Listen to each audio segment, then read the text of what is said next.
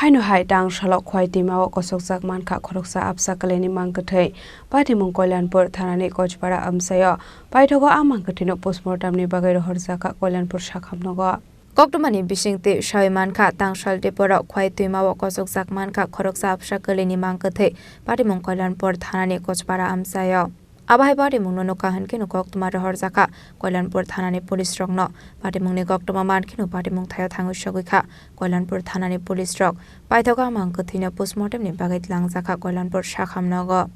দেড়টা দিকে আমাদের কাছে একটা ইনফরমেশন আছে যে খোয়াই নদীতে একটা